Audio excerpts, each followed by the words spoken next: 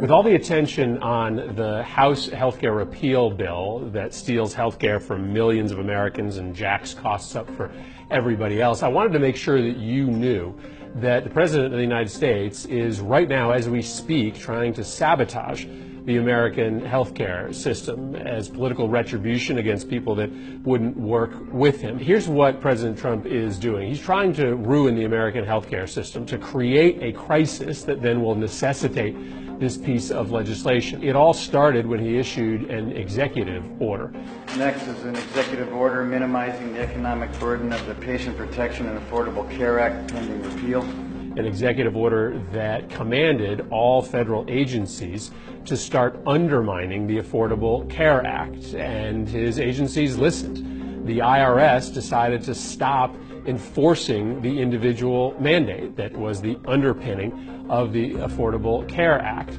That has resulted in insurance companies all across the country jacking their rates up explicitly because they don't believe that healthy people will buy insurance.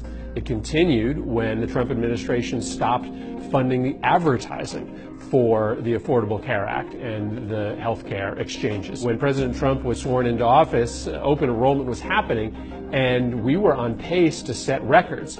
But when President Trump started talking down the Affordable Care Act, the fact is Obamacare is a disaster, and pulled the advertising for it, people stopped signing up.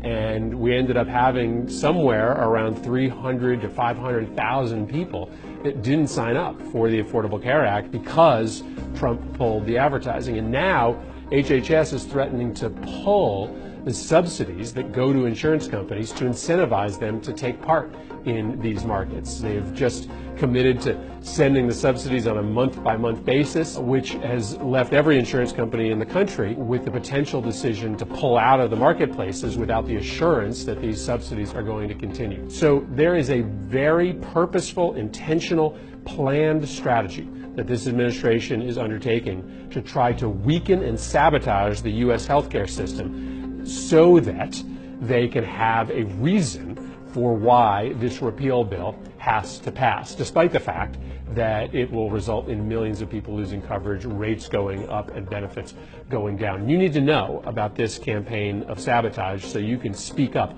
about it.